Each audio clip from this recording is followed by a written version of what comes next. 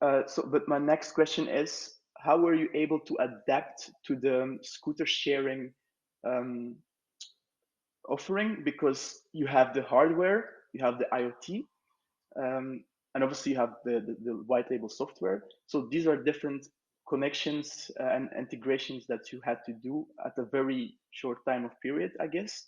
Uh, Mm. and I'm not sure if before that you already were dealing with IoT communication modules and so on, and the vehicles from China. And so, Yeah. can you explain a little bit as well?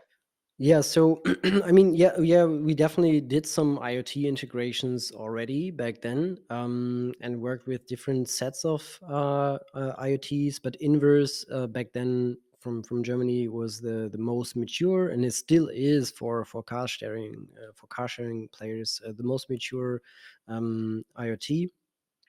And everything else was in the early days, let's say. So we had no idea from, let's say, direct communication with IoT. So over the IoT protocols, we always tried to communicate with APIs because that's way easier, and we didn't have the technology back then to integrate directly with an IoT. This is today possible with Wunder, but back then it was not.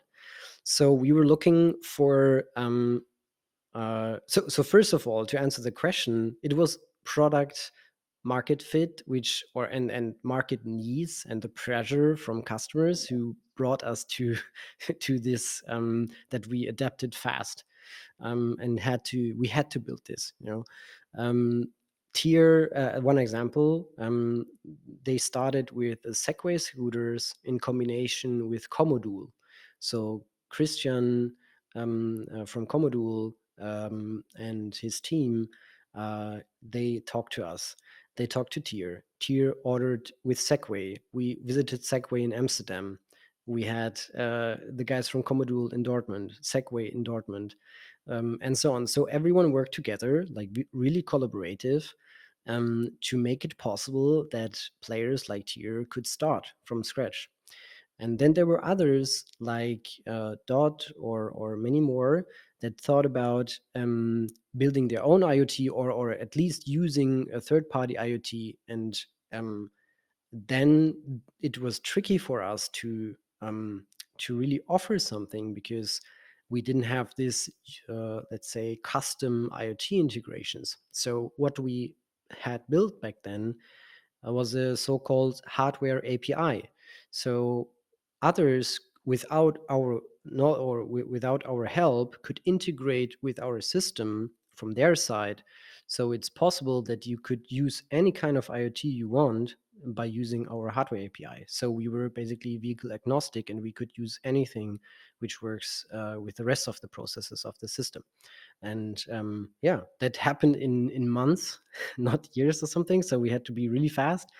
And yeah. What makes the mobility industry so special is that there are so many partners with hardware, IoT, and obviously the software white label that make it possible for every operator to provide their solution. So they all work together and it works. So that's quite amazing. Yeah, it's really complex. So if you think about, there's a vehicle on the street and you can, as an end customer, open it via your phone. So what happens, So first of all, you need to make sure that the vehicle is reachable and you can somehow interact with this vehicle. So the first thing you need to do is making sure that the connection to the vehicle somehow works. And this is a huge flow of data, actually. Not a large amount of data, but like having multiple steps in between. So there's the vehicle, there's the IoT, so the vehicle itself, the IoT that needs to control the vehicle. Yep. Then there's the IoT server, which transforms this physical protocols and this firmware into web conform, basically API ready data. You're Yep. sending this data to your system, and your system has checks and like rule engines and so on, like if you're allowed to start or not start the vehicle and so on. So there's a very Um, yeah, a There's a lot lot of going on. points. Yeah, definitely.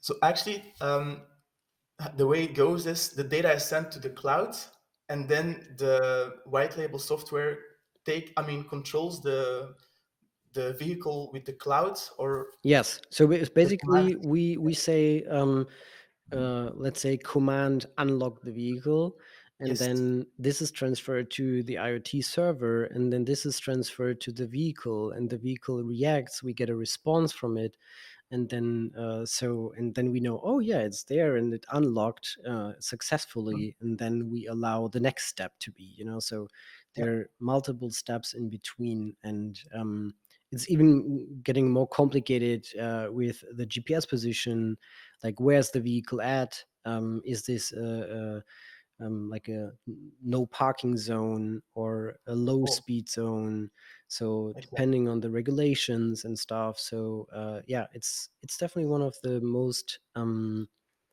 challenging parts in this whole mobility sector, controlling and monitoring the vehicles. Yeah. But it's nevertheless it's quite interesting because the technology behind it is quite innovating, I would say.